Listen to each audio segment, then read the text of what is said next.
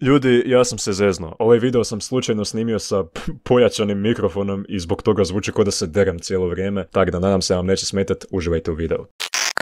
Novac je fora. Svi ga volimo, zaradit, imat, njegovat, njušit i trošit. Super je kad ga ima, a tuga i jad vladaju kad ga nema. Ovo zvuči kao neki depresivni citat sa Instagrama. Sve u svemu spigano. Malo ću pričat o novcu i svom iskustvu sa njim, te ću vam do kraja videa otkriti točno koliko sam zaradio od YouTube-a. Masne pare su u pitanju. Ali prije svega moraš drmnit po subscribe-u ko po rakiji, inače nisi fora. Platit ću ti, ajde. Faza 1. Mali isprdak.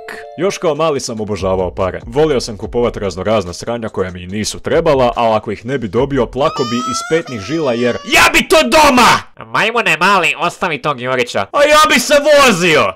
Može, sad ćemo te strpat u crni kombi, pa se vozi do Sarajeva, ima da se vratiš u dijelovima, pa ćemo te sastavljat kod Transformera. A ne, ja bi u Jurića! A ti si izgubljen slučaj. Uglavnom svakakve igračke su se kupovale. To su bili onak gormiti, termiti, medvjedi međedi, zvečke mečke, plišanci popišanci, čekići i legići. O moj bože, legići, njima bi mogao cijeli video posvetit koliko su sveti. Napišite u komentare ako to hoćete vidjeti. Kupim set legića nekog tam Dubrovnika, bog te, milijun dijelova, pola ih izgrizo, pola ih pojeo.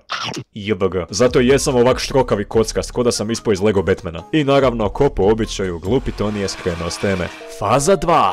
Tulavi tinejdžer. Pa snimam sad. Nisam te tražio, niko te nije tražio. Nisi? Niko te nije tražio, izađi mi iz sobe odmah.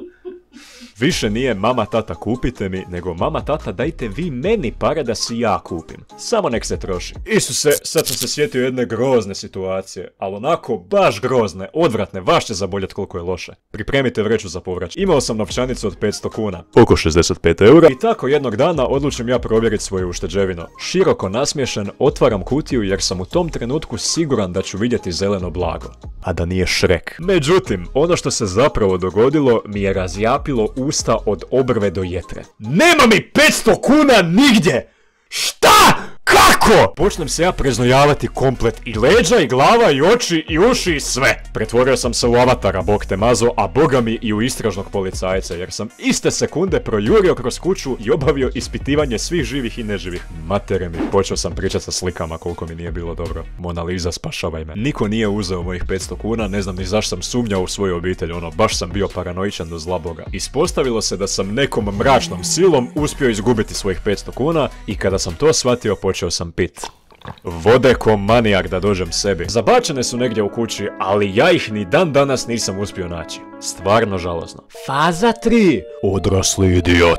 Čuj to, kao odrastao, a friško napunio 18. O majko moj. Sad kada zarađujem svoje novce, shvatio sam da je sve skupo u vražiju milu mater. Teško mi dat 2 eura za komad pice. No s druge strane, jako mi je drago da sam svojima skinuo teret sa leđa. Više ih ne moram tražiti za novce, hvala Bogu, to mi nikad nije bilo ugodno. Date mi malo para za Coca-Colu. Mislim, možda sam samo ja čudan i to nije uopće nemoguće, no ja znam šta vas najviše zanima. Koliko sam ja zaradio od YouTube-a. Mene zanima jeste li vi lupili like i subscribe. Ne, a?